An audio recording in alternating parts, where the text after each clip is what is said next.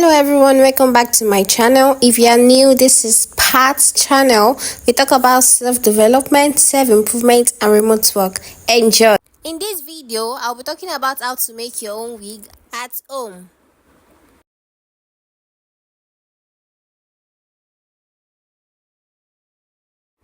The first thing you need is your dome cap. You can get this from any local store nearby. You would also need your dummy head and tripod. Wear the cap on the dummy head and make sure it fits well.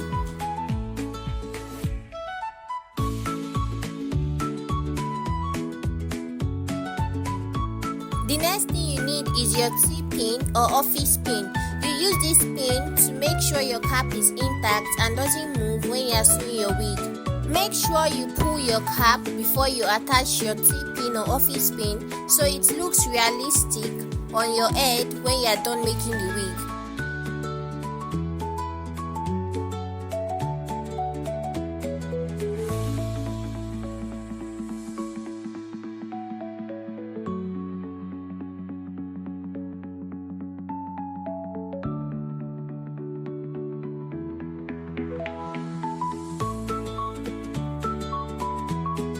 I will be using a 2x6 skim cake closure for the purpose of this video. The next step is to attach your closure to the dummy head. Make sure your closure is 1 inch or ½ inch above your dome cap. For beginners, it is advisable to measure your dome cap and your closure with a tape rule to make sure you are getting the right measurement and not making any mistake. I'm doing this to make sure my closure stays in the middle. So as you can see, I measure the full length and I point out the middle part. Then you go ahead to put your office pin to make sure it doesn't move when you are sewing in your closure to the dome cap. You are doing this to make sure your closure stays at the middle part and it fits perfectly. When attaching your closure, make sure you pull it a little bit to stretch it. Make sure your closure lays flat on the dome cap.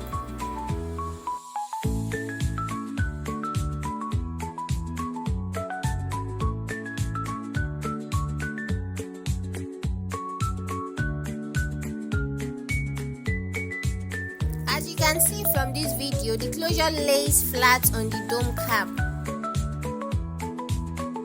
When you achieve this, we move on to the next step, which is to sew in our closure to the dome cap. Knot your thread and make sure the knot is not so big and visible on your closure. Just small tiny knots will do. You start by sewing in your closure to your dome cap. I decided to start from the upper part. Some start from the down part, but me, I prefer the upper part, so I start sewing in from the top, then I go on. Make sure your sewing is very neat and tight.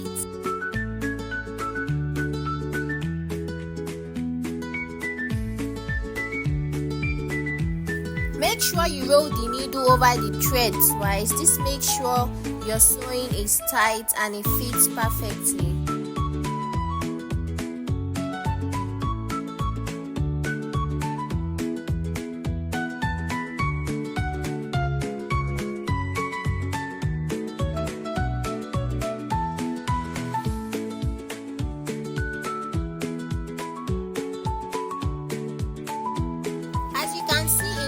I make sure I pull the thread to make sure my sewing is very tight. You don't want your closure to move around.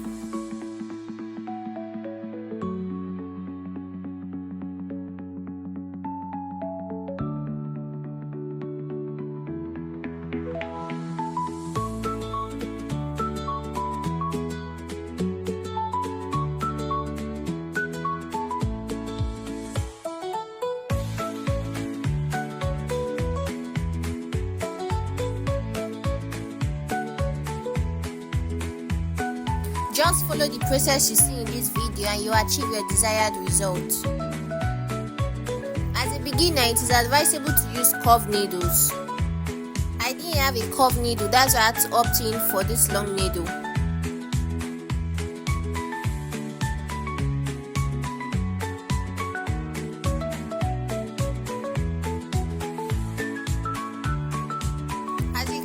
my sewing is very neat and tight.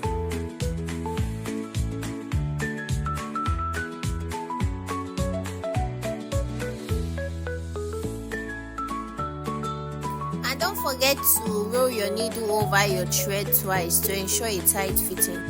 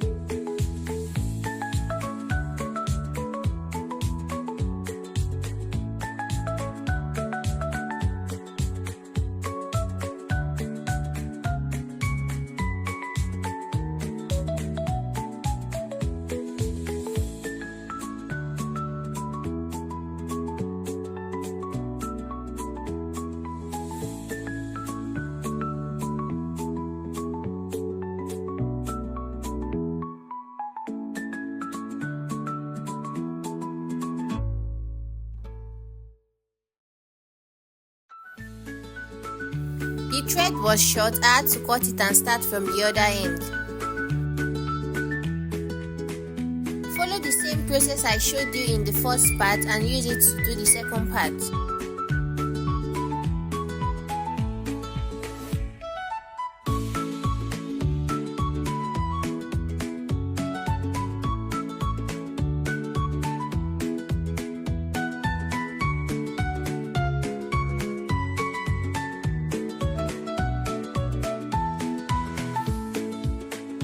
You can also opt for nylon thread instead of cotton thread.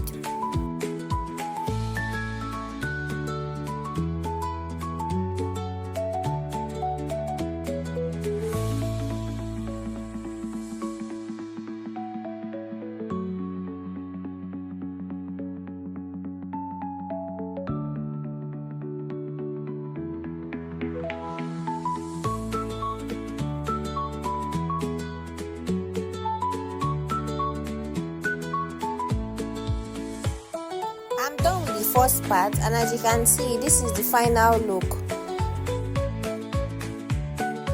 Make sure yours is as tight as this so it doesn't move around. Now we go into the measurement for the back part. Here is my technique. I start off by measuring 1 inch above the cap line. I stay consistent with the measurement, which is 1 inch, till I get to the top. I didn't have a tip pen, I had to opt in for chalk. Still using 1 inch measurements, I outlined them on the dome cap.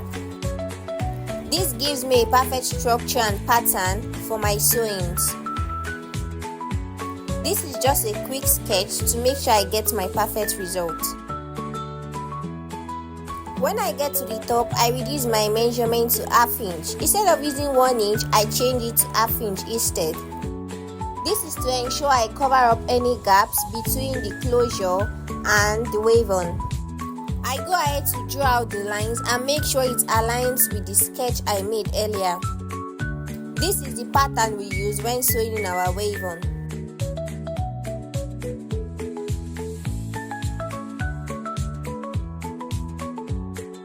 It's time to start sewing. You go ahead to put in your needle into the dome cap, then put your weft through the needle, as you can see in this video. Then you pull the thread. To ensure I'm not missing out on any weft, I go ahead to pin the weft with my T-pin to the dome cap. This helps the weft stay in place when sewing.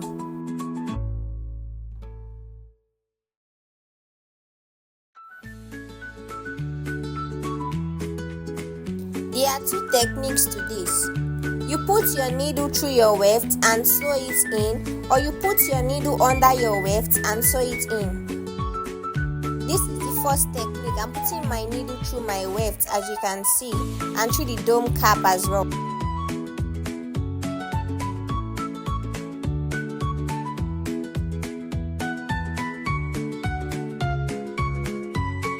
Make sure you pull your needle over your thread twice to make sure it's tight, just like the way we did when we were sewing in the closure.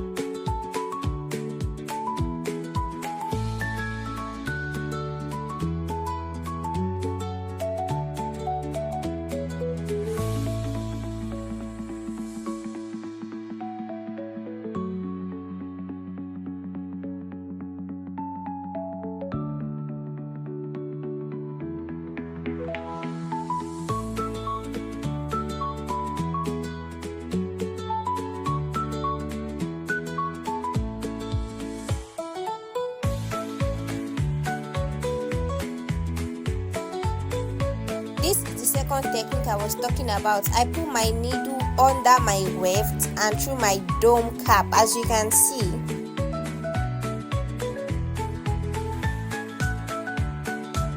You can use any of the two techniques. The both techniques get the job done. Follow this step as seen in the video to switch to the other side when sewing in.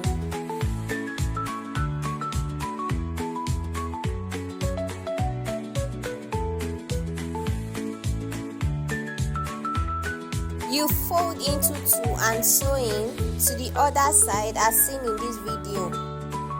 Make sure you follow your draft on the dome cap. After that, you go ahead to pin it with your office pin or T-pin to make sure your wave-ons stay in place when sewing.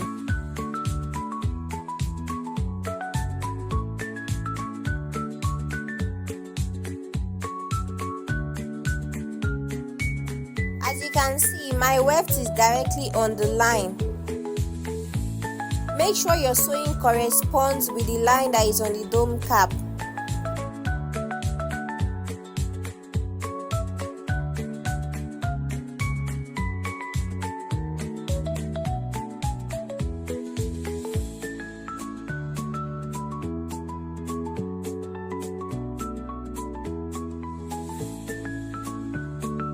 Then you start sewing. Make sure you sew in every edge at least twice or 3 times to ensure your edge is tight and firm. We don't want to see weft pulling out from your wig.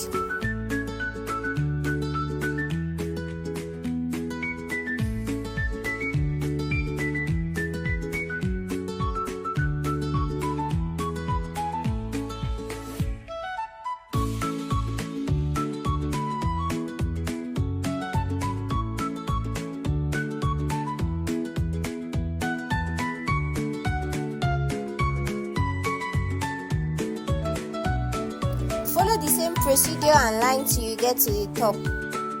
Remember, we changed our measurement to ½ inch when we got very close to the closure. Now for the last part, we want to make sure our weft is very close to our closure. We are not leaving unnecessary space or gaps in between. Marry your weft and closure together. Make sure no one puts them asunder. As you can see, I use the same techniques all through.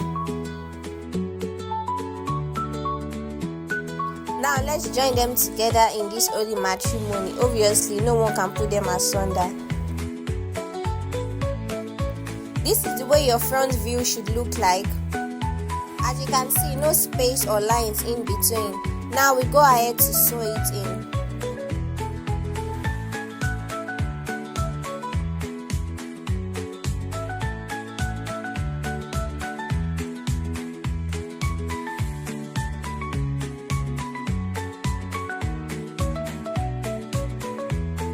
Make sure your sewing is tight and firm.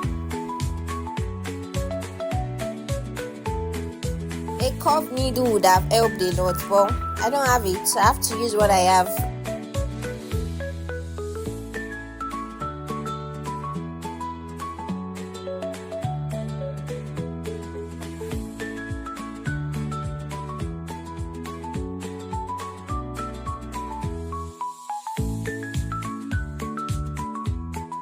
You continue and sew all through to the end.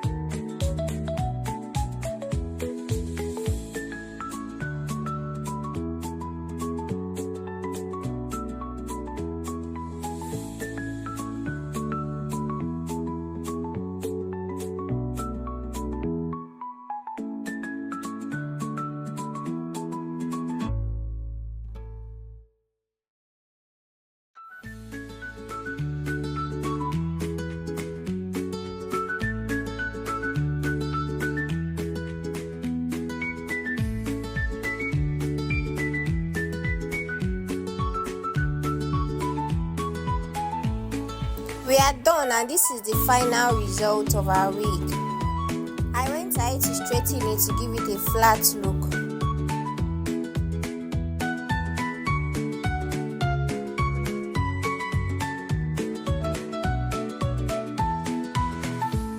When straightening, make sure you pick little chunk of hair to ensure the heat gets to the part well.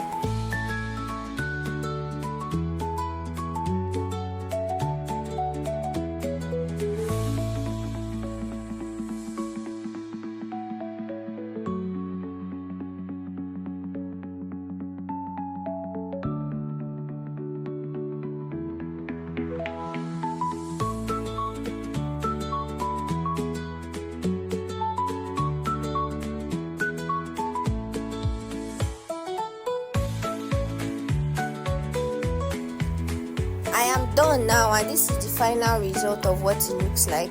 Watch out for my next video to know how to cut a blunt cut and also style this wig to your desired shape. We've come to the end of this video. Don't forget to like, comment and subscribe. Thanks for watching.